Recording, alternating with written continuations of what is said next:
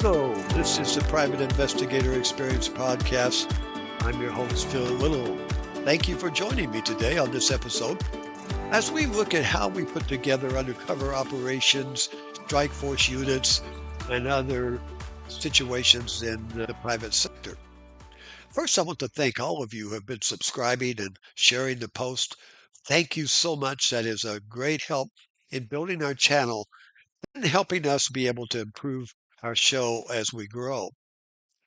Today, I'm going to be sharing some cases and how we set them up. These are questions that I've been asked not only from the podcast, but over the years.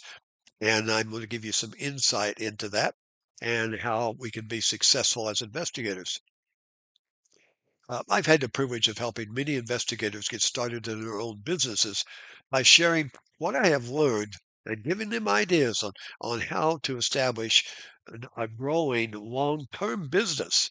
One of those first things we have to learn in any small business starting out is how to collect our money and then how to spend it. But before we get into the casework today of a PI and global security firm, I want to share some thoughts with you about our future as a nation and even into our world. As you know, I look at events out around the world that can be happening that could and will affect us here at home if we're not being proactive in our own communities, starting with our home to protect ourselves. Today, the environment has changed in our society. So it's more difficult in the private sector to deal with situations where laws are broken because the public sector is under such an attack from special interest groups from all sides, and many times they don't want to get involved. I think we're seeing a shift in the American people. I think we saw it November the 5th. People have said enough is enough from all sides of the political spectrum, Democrat, Republican, Libertarian, or independents, or whoever they might be. They're saying we've had enough of this woke society of lawbreakers being able to run rampant and not even be held accountable for thefts and break-ins and other events that the inaction of these public officials in these areas have led to a breakdown in our society and turned our communities into a lawless society. But now I see a glimmer of hope. What can we do to help ourselves not just be at the mercy of people who have their own interests first and are willing to walk over our rights if that helps their advancement? The greatest danger I see that we have is deception. And if you've looked at the Bible, I have a biblical worldview that I operate from. I work my cases from my experience in the military, law enforcement, intelligence, and global security service. And I just add a touch of my biblical worldview. We find a deception was what started all the problems we have today back in the Garden of Eden. So deception, though, is getting much more prevalent and easy to do. And I talked about that in a recent post about AI and how AI generated people, and it makes a person look real, but they're just being animated by the AI that can lead us astray very easily if we don't know what the real is. There's just such an evil that it's deception today, more destructive. And in fact, I think I've seen it accelerated to warp speed in the last 5 years of deception in our society. With all the advancements, I think the only hope that we really have is to fortify ourselves with knowledge of what is true and what is real. Know the real thing so we can recognize when deception comes. We will know how to avoid it and to distance ourselves from it and from those who promote it, even with all the changes in our government, which brings great hope for 2025 and on. The battle to drag us down will continue. There are those who want not only to bring us down as individuals and get us under their control, but they want to bring the country down and change our whole way of living and get rid of our Constitution and move to a totalitarian type government. So, my challenge to you and to me, step out of the crowd, become your own investigator, dig out the truth, and then share it from the housetops. One area for us to become proactive on is to learn about AI, which I just mentioned. Not only its positives, but its negatives. There are hidden dangers that we should learn about. Remember, all good inventions can be also used by evil people who want to harm us. Okay, let's move on now. Let's look at how we set undercover assignments. That's one of the areas that everybody seems to be fascinated with. Oh, I would make a good undercover agent. I would just love to be a private investigator and find out things that nobody else knows. And that probably is in a lot of us, the why we get into this field. We have a personality that likes to know what's going on, know things that others don't know. As I set up protocols for a new undercover case, I use much of what I have learned in government operations, but adding even more backstopping to the identity of the agents and giving them protections. After setting up hundreds and hundreds of undercover operations that are going on inside of companies where we put agents inside as employees, the initial contact with us from the client is usually very similar as to why they need undercover agents to work inside. One reason is that their accountants were telling them they were losing profits to internal theft and pilferage. And since they didn't have any facts to tell them how, when, where, or who, they came to West Coast detectives to investigate and get the facts for them. A second approach from clients would be when they get an anonymous letter or tip on their tip line. Many companies have tip lines for people could call in with tips about what's going on. And usually they were tips about theft, drug usage, drug sales. And they would call to say, well, I don't know where a private investigator can help us, the client would ask. And after I had talked to them a few minutes, I would be able to tell them, yes, we can help you. So from this moment on in our conversation, we would center around how a company was structured, how many employees, how many shifts, and all they knew about what could be going on. I would find out everything about their workforce makeup, male, female, ethnic breakdown, so we could know the type of agent that we needed to put in. The type of agent is critical to the success of the operation. If we had mostly female workers, we wouldn't want to put in a male agent. The same thing with the ethnic division. As an example, if we had mostly Asian workers, we would want to put in an Asian agent that would fit in with the workforce. We would get details on the type of jobs, looking for a job for the agent that would give them the most mobility, to be able to interface with the most employees and areas of the company, not station them off in one corner in a section where they wouldn't really have any interfacing with a variety of employees.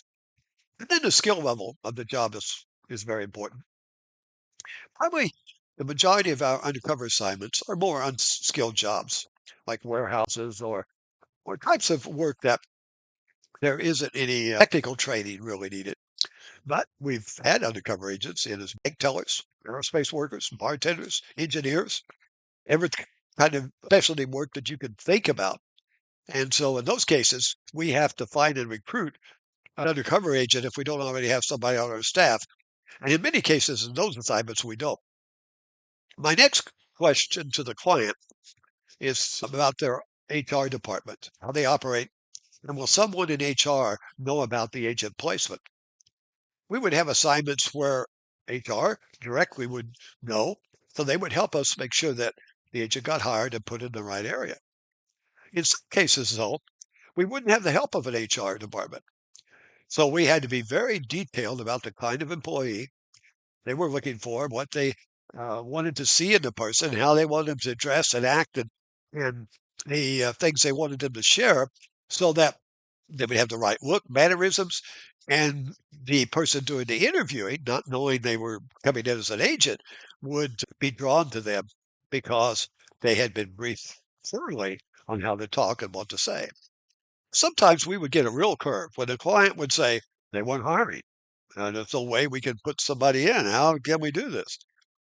I would set up a time, go to the company, we would go through employee files and look for any potential current employees that we could recruit as an agent.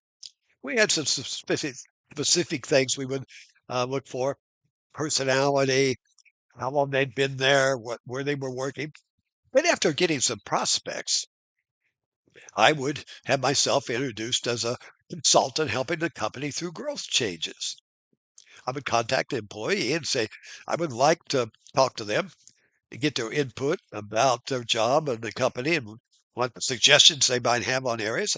And I would invite the employee, and if it was usually a male employee, occasionally it would be a female, but normally a male employee, and to bring his wife, and we would go to dinner.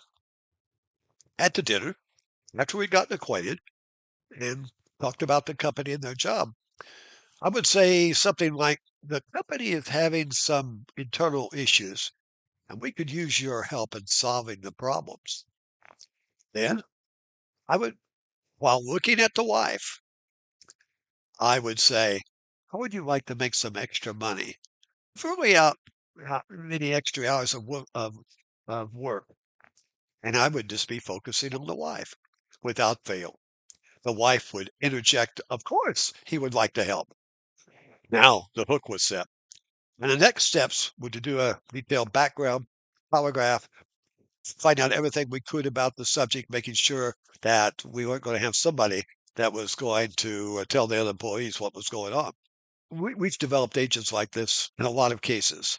And I don't remember ever having a failure with an agent alerting other employees about the UC operations. We've been very fortunate. So you have to get creative in the PI work. There's no set norms, and every time the same thing works. So that was an area that I learned early on that I needed to get creative, and we developed that protocol. Now, after doing this, the action moved to our side. If we were placing the agent in, not having one internally, we had to select the right agent fully from our current staff. But if we don't have someone available, we start a search to develop a person or persons with the right skill and personal character traits. Many of our undercover assignments would have multiple agents. If we had 3 shifts, many times we'd have a person on each shift, or we would have a person that was going out also and driving and delivering a product. Now, we wanted to make sure we had a person that had the skill sets and but also the personal integrity.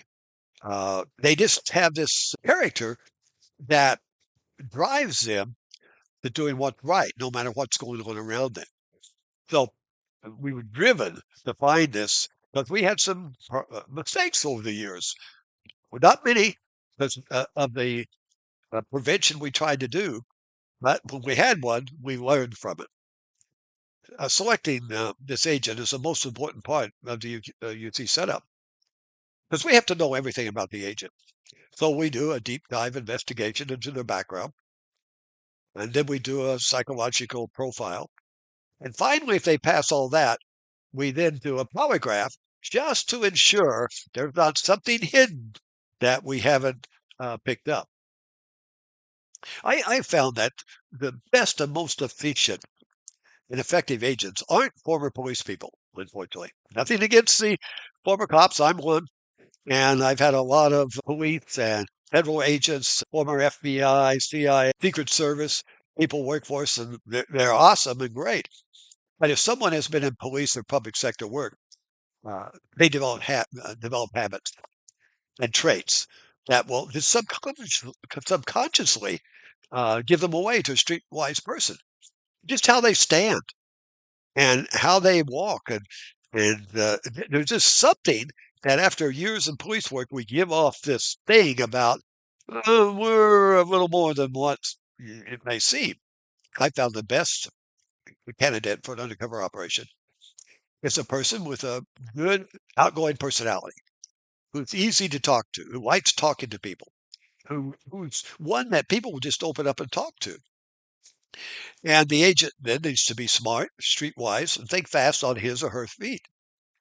So it's and with most of the assignments being non-technical, where person, yeah, let's say they're going in a warehouse and they need to have forklift experience, then we would need to have the agent that was able, because most companies have a test that they give, and the employee has to pass that test to be able to drive the forklift.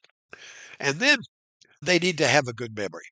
We caution the agents about trying to make any notes while on the job. Now, we tell them if something is so important that needs to be documented, go to the bathroom, get in the stall, and write your notes down. But make sure that those notes stay in your pocket, that they don't get dropped out someplace when you're pulling stuff out of your pockets, and somebody say, "Oh, wow, what's this?"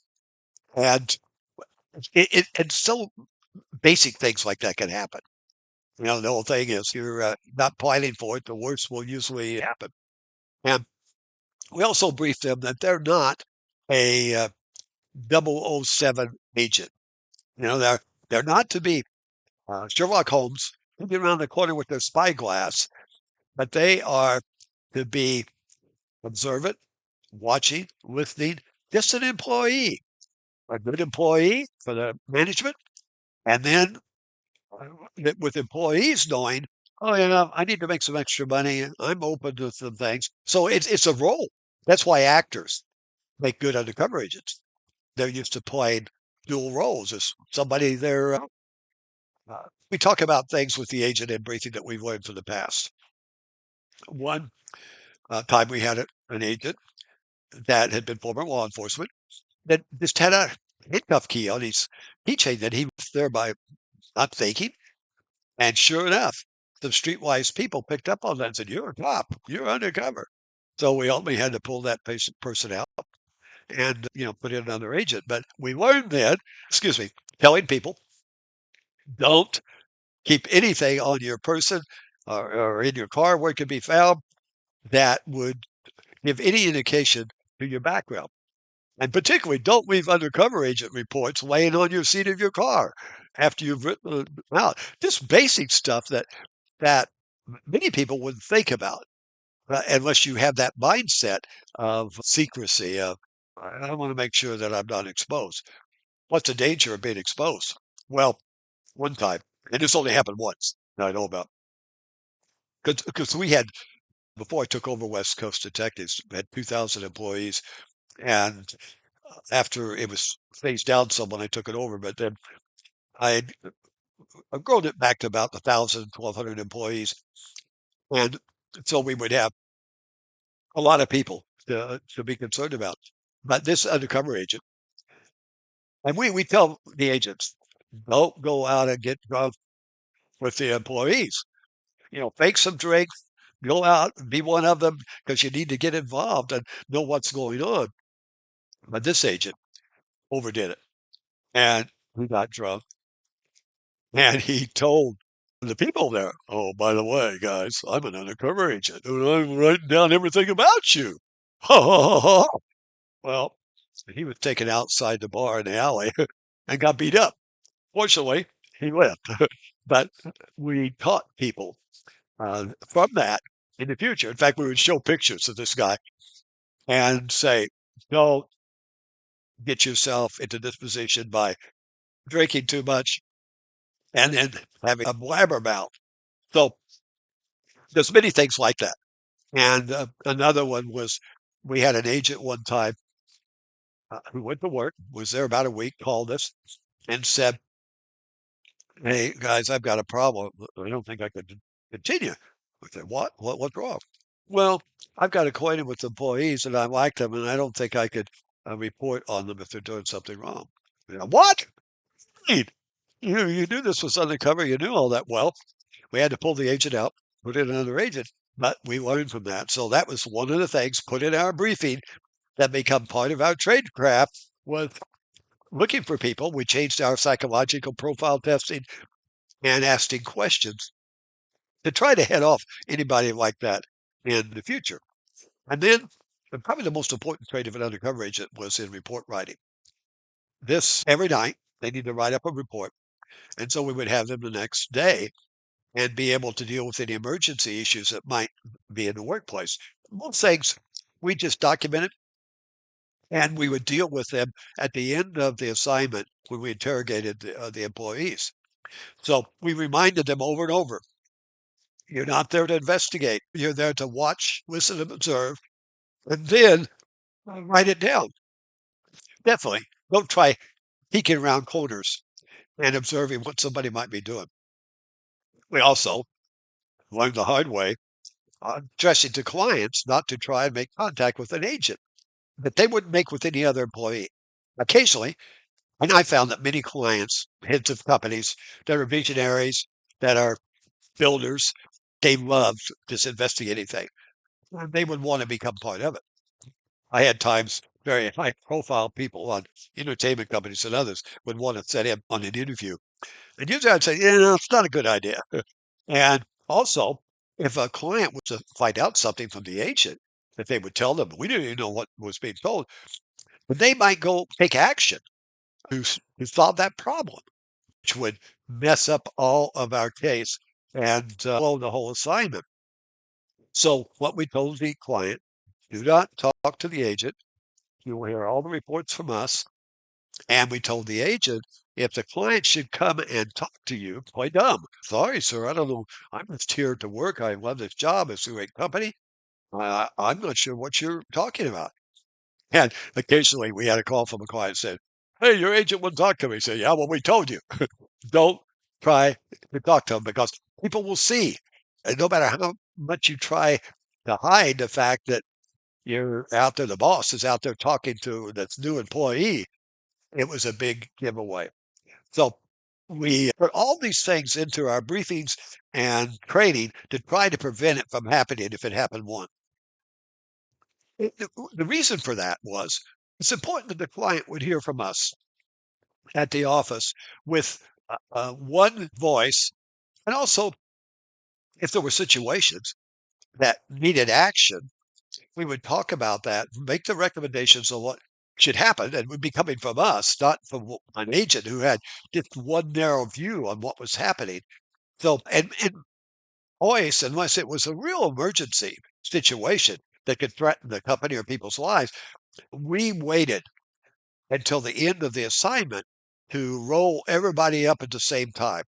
Otherwise, it was going to be below the assignment if we started acting prematurely. Now, undercover agent assignments could run from a few weeks to a few months, and they required constant direction and documentations of all activities that are illegal or against company policy, so they can be handled at the end of the assignment, unless, like I said, unless they're emergency situation. But we would have a many cases where we were working drug usage or sales inside the company. And there would be times when our agents would be to make buys to document. So what we would do, we would set up a case with the local police department.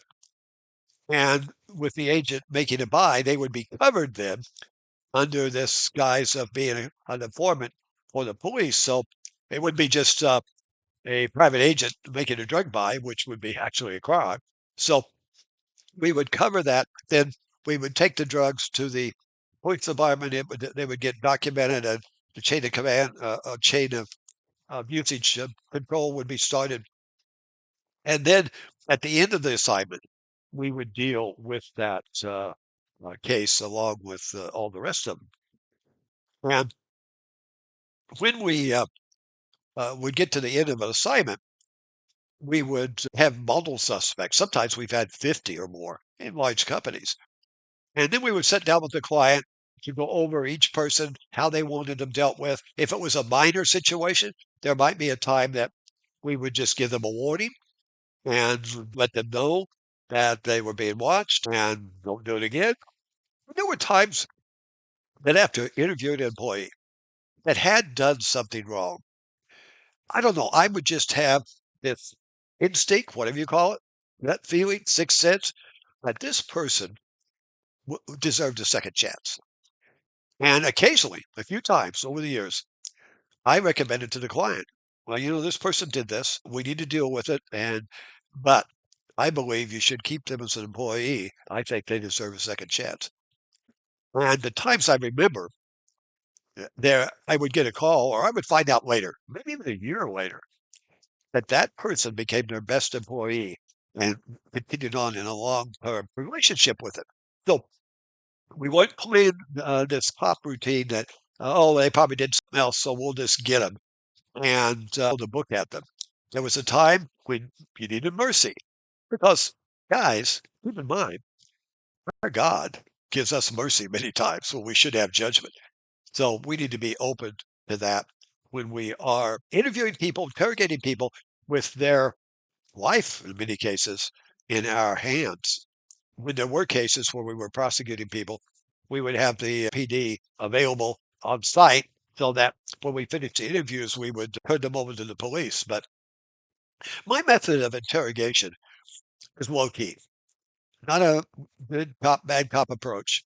Of course, I have the benefit in these cases of having facts, information, dates, times, what happened. So that gives me a good tool as an investigator. Because when you start laying on a employee information from your undercover report, they start realizing, hey, these people know, looks like all the information. So I use that to get them open to being able to now just tell me the whole story. So I start the interrogation by getting acquainted with the suspect, their job, family, where they live.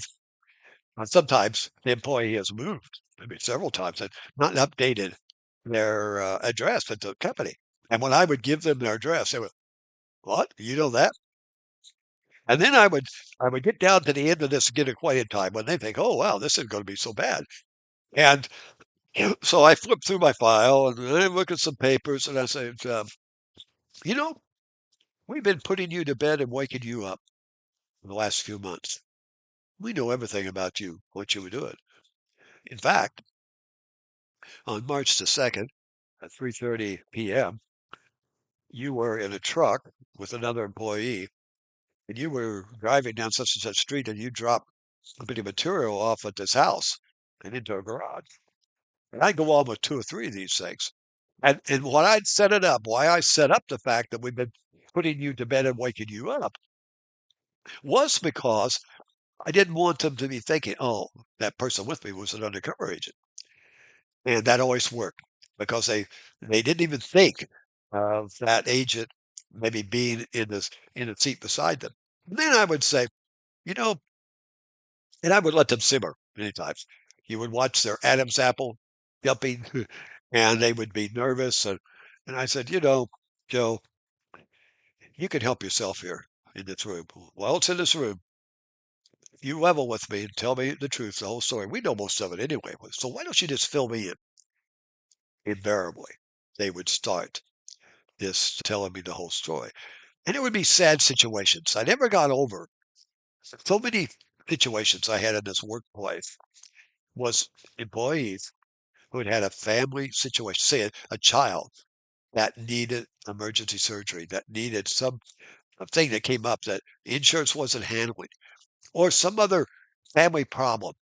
That's why they started doing the theft and other illegal activities. And that was sad to be able to have to deal with people and have them in that kind of a situation. So that's why at times, like I said, we had to learn when to have mercy based on the person and the situation. Occasionally, I would get a real streetwise person. In some of these warehouse situations or whatever, and sometimes they were ex-cons. They would be tatted up and all the stuff. And they would just look at me. I would have the file and they'd go, take your best shot. Um, do whatever you're going to do. I don't think it's true what you say. So I would have the police there. They'd take him out in handcuffs and to make an impact on the rest of the employees. We found that this very public takedown on a suspect would have a lasting effect on the remaining employees. Now, the important thing for the client is to follow our recommendations on prevention. Do preventing measures so this problem won't be back in a year or so. We found that the public exposure of employees who have committed illegal activities that lasts about a year with the other year and a half with the other employees. By that year and a half, people have come and gone. They've kind of forgotten about this big takedown and problems. And the workplace will fall back into those same problems. We've had the call from a client after a couple of years saying, Phil, we got the same problem again. We should have listened to you. I said, yeah, you should have. So we would go in, again, spending a lot of money to clean up the problem. And many of those clients then, in that second or third situation, would say, okay, what do we need to do here to make sure this doesn't happen again? So prevention is much cheaper than enforcement. And in the retail or the warehouse climate, it is so much more effective.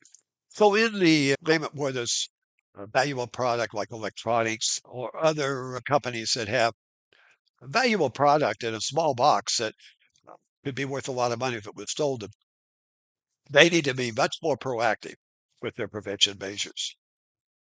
So we would then wind that up with those interviews. Sometimes, and we would have the teams set up. I would always be usually on one of those teams, and we would have all of the people, which would be using the same protocol that I use, all of our investigators and interrogators, so that we had a uniform look. And then after we got through with the assignment, we would have a full briefing with the client, going over what we did, how we did it, any criminal cases that were being filed, and what they would need to do, and so forth, in supporting that prosecution case. Now, as we leave this undercover area and move to another area that I've gotten a lot of questions on, was our strike force operations, where we were serving companies that had a work stoppage or strike going on. We don't hear a lot about those today, but during the 60s up into the 2000s, there was a constant flow of clients coming to West Coast detectives to help them deal with all the effects of the work stoppage. Some of these issues that we would help them with was to keep traffic coming and going from their workplace, delivery trucks going out if they needed to, workers coming in, going out. And also, we would be there to protect the picket line people also. We're going to let somebody run over them or commit a violent acts against them. When clients would come for our help, they many times, they would have an idea of what they needed. Too many times, the first factor for them, we want to do it as cheaply as possible. Well, you don't run a strike force operation cheaply as possible. That is a recipe for disaster, as many clients found out. And I learned through trial and error to approach a strike with enough agents, enough setup that you had control of that strike line and company from day one. Because the first few days were the most critical to establish who was going to be in charge. Is it going to be the out of control picketers? And many times those picket lines would have outside agitators on them. They wouldn't be employees. They would be people that worked these picket lines, and they create all kinds of problems and create the violence many times and then disappear. So we had to deal with those things. Now, if I had a client who just didn't want to go for the problem, they said, well, no, let's just start with four, five, three, four people, 5 people, we'll see what happens. I say, sorry, can't do it. And many times they would go on and find somebody that would. And then after the few days into the strike, they would be calling and saying, Bill, help us. This thing's out of control. We don't have access to the company, and people are being attacked, and vehicles are being damaged, and help us. So I said, well, you should have listened to me. Uh, so we would go in then, but it costs the company more money for us to come in and bring back control of the situation. It took a lot larger force. It took more resources. And then once we got it back in under control, we would be able then to downsize some. So this was critical in a work stop situation and strike. Start with enough agents, and we also got away from using uniforms. We went to plain clothes, and I'll deal with that in a little later here. But we had total control by having a process that we use on every strike that really worked. early on in our strike force work, I did a test, uh, and it became part of our tradecraft after we did this test. In security work, appearance is so important uh, because appearance gives evidence of maybe the person could do or how they could operate.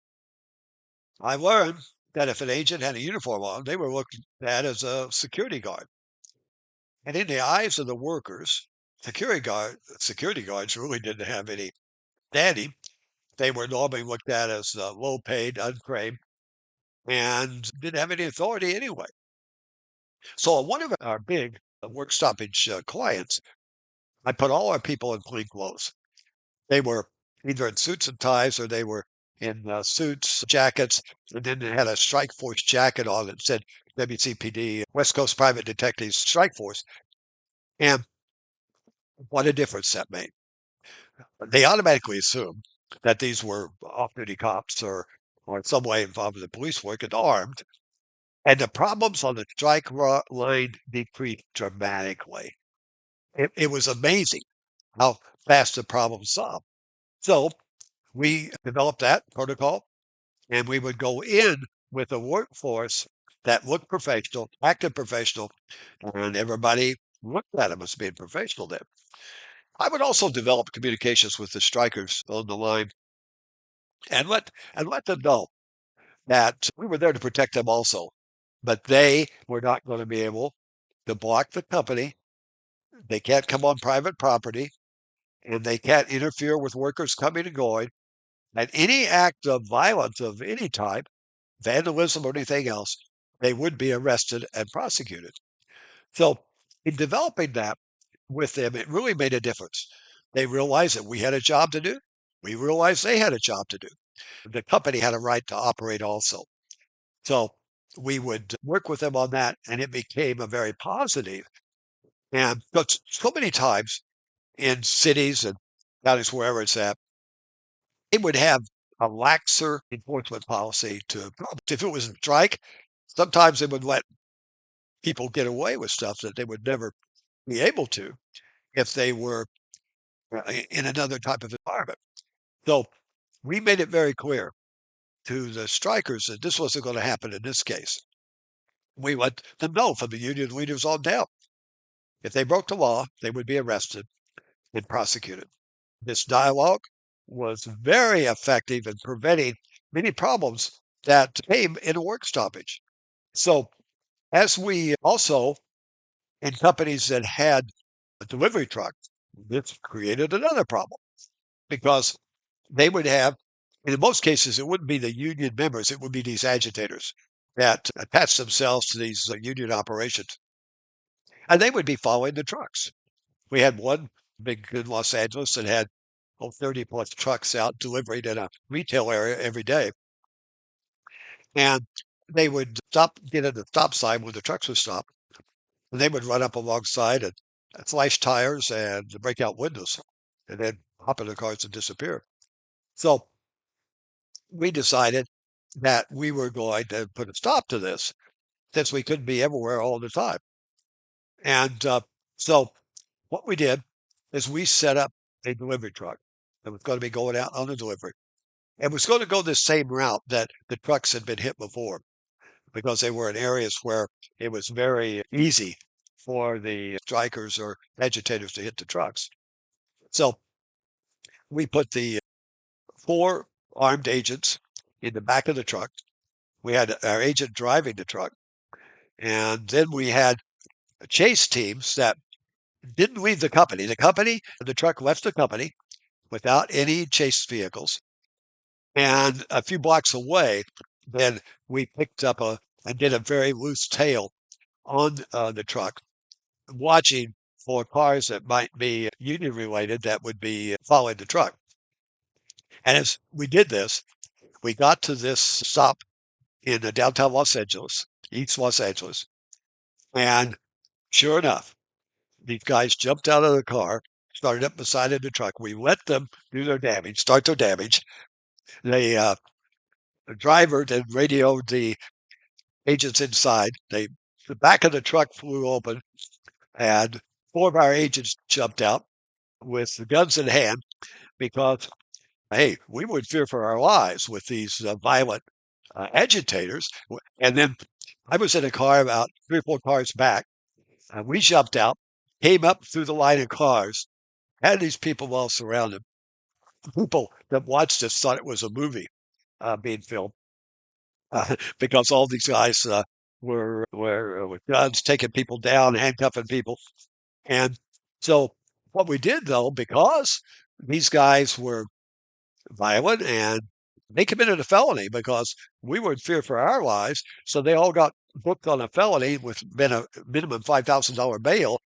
And the union president also got hooked up in this and was arrested and had to pay bail. So this stopped that violence and that kind of operation on the trucks after that. So you have to get creative. You have to come up with solutions that will help solve the problems that the clients are having.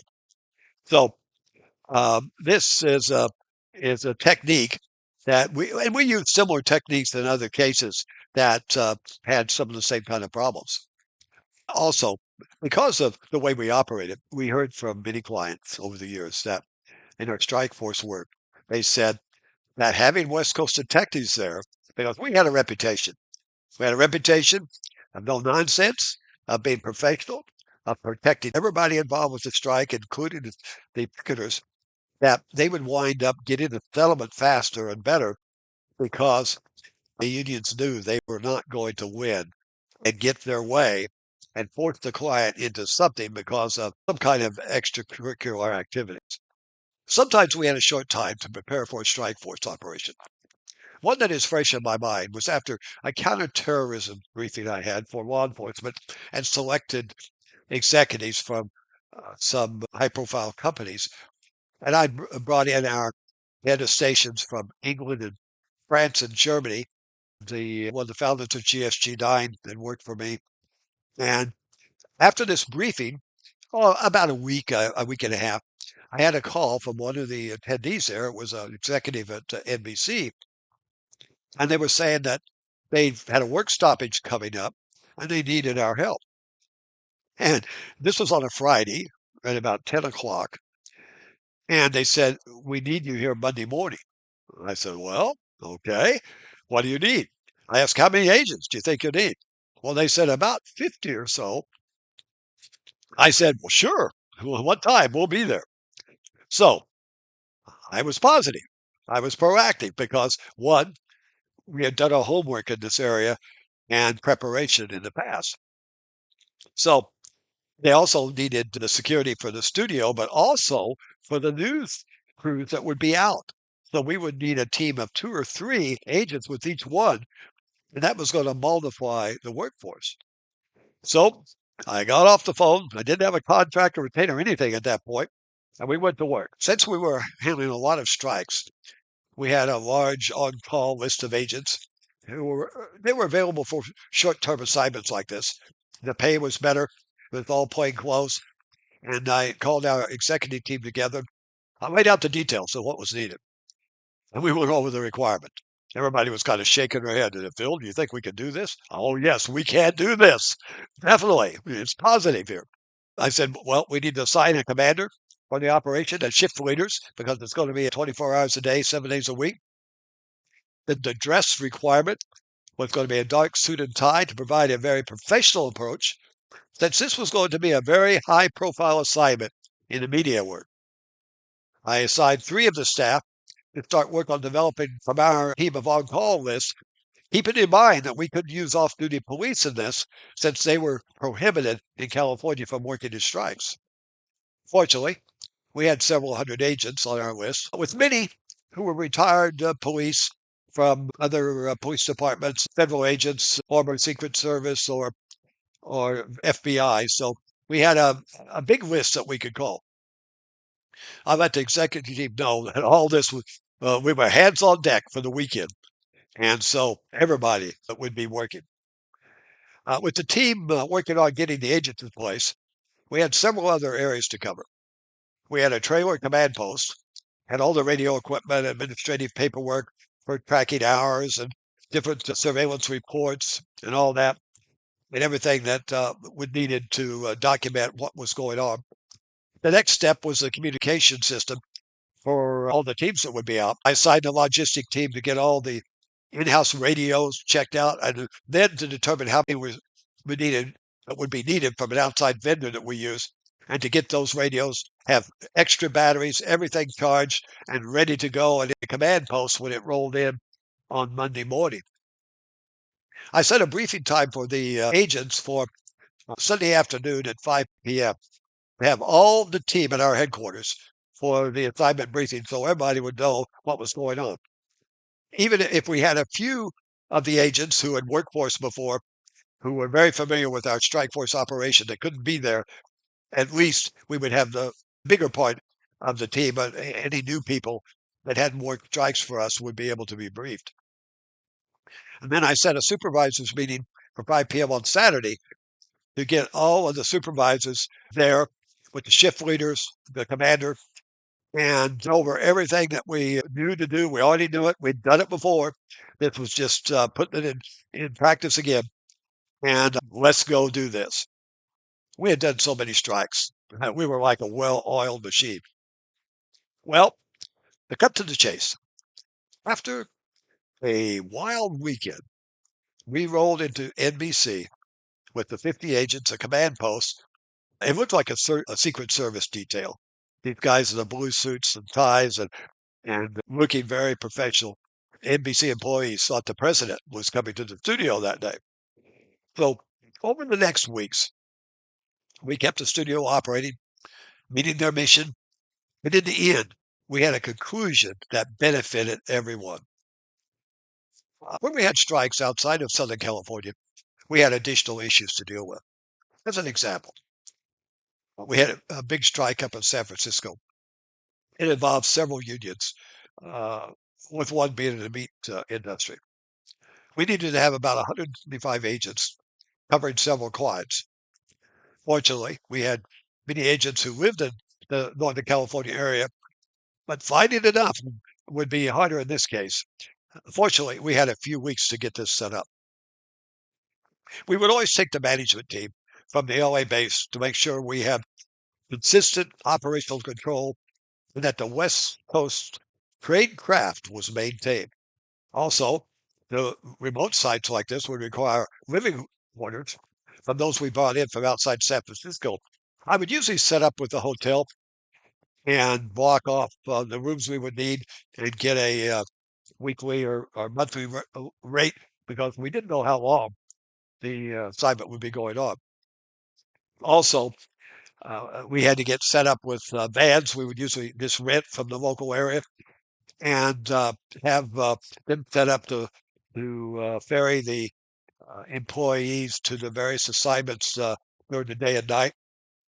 And the assignments would be staffed with, and normally we would have agents that would work the whole assignment. Whether it was a few weeks or a few months, they were able to clear their schedule.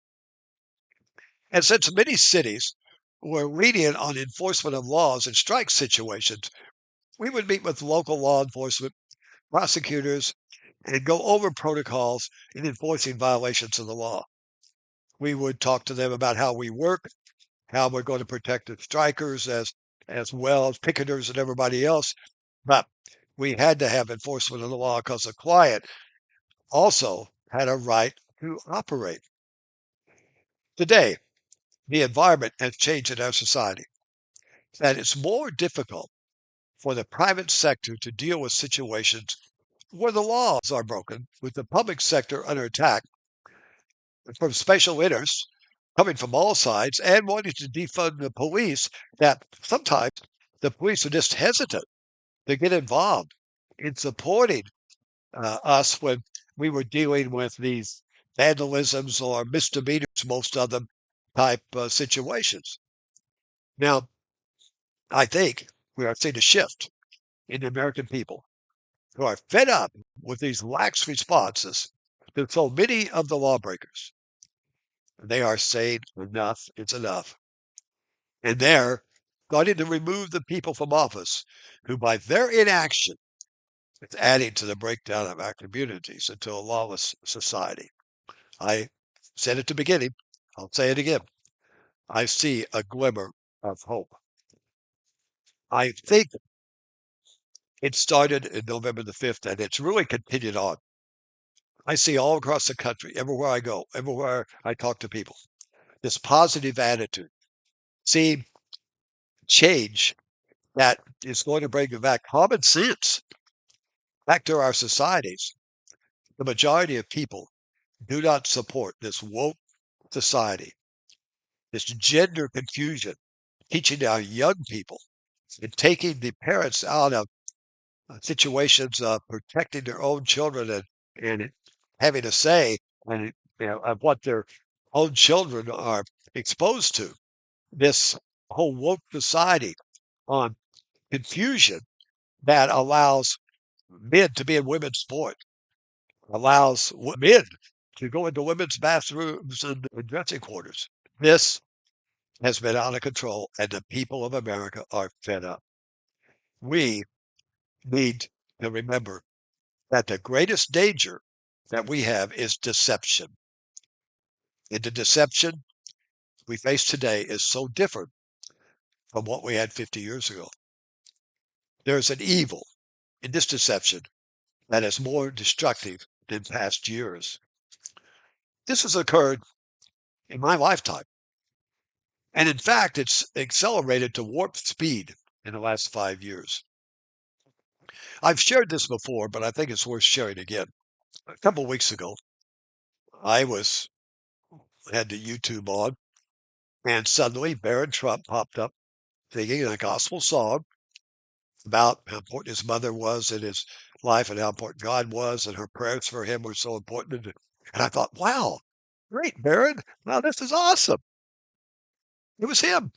I mean, his face, his mannerisms, his voice. And I thought, I haven't heard anything about this. Seems like if this was going on, I would have heard something about it. So I checked first in the description, and there was nothing there about the name of who it was, which normally you'll find the person's name there. So I said, oh, okay, maybe I better check this out. So I did research on the sources we have for checking out frauds and so forth. And I said, found out, yeah, this was AI generated. But it was so real. You can believe it's him. Now, the danger is in the Bible, it talks about in the end days, the end times. And I think if you look around, you've seen things happen now that's never happened before. That people who believe in God, who are righteous people, are going to be drawn away to follow false gods, false things, even though they're true believers in God. So, how could this happen? It just hit me. I never thought about this. Let's say some famous person, religious leader, respected person, suddenly came on the internet and they were promoting this case that, oh, I've got the answer. I've found out the secret. God is really here. And all we have to do is just believe what I say and do it. Follow me, and I'm going to show you life everlasting. It it's the person. It's this respected person. How many people that believe in God or are righteous people, good people, are going to follow that? And they do that because they're not well enough acquainted with the original, with the righteous, with the person. Instead of checking it out, instead of saying, this sounds a little phony to me based on everything that's going on in the world. So, what we need to do, we need to become so aware of what truth is. What is the original? And as I shared before, when people who are handling money, bank tellers or other workers in retail businesses where they're handling large bills like $100 bills, they don't teach an employee by the counterfeit, taking the counterfeit, showing them, okay, the ink here is a little different. The lettering here is just slightly different, or Or maybe you find some bills with the same serial number. No, they don't do that. They take an original $100 bill and they train the person to recognize the original. So when they pick up a phony, when they pick up something that's not real, they know it instantly.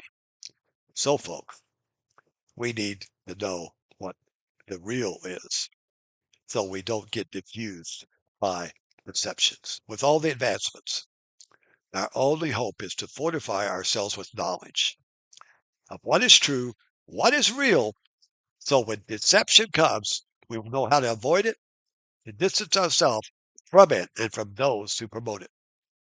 Even with all the dangers in our government, which brings us great hope for a brighter future, the battle to drag us down will continue unabated by those who not only want to confuse us, but bring our country down and change our way of life. I leave you with this challenge. Step out of the crowd, become an investigator to determine what the facts are in all that is going on around you, and then get involved. Let your voice be heard with truth, with the facts, with the real, not deception, for together we can make a difference. As I said at the beginning, thank you for subscribing and helping us grow the channel.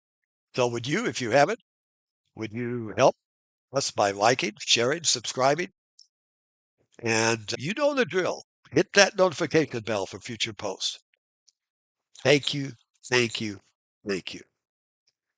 Please leave any comments or suggestions on any of the platforms that you like, or you can email me directly at pi777 at gmail.com.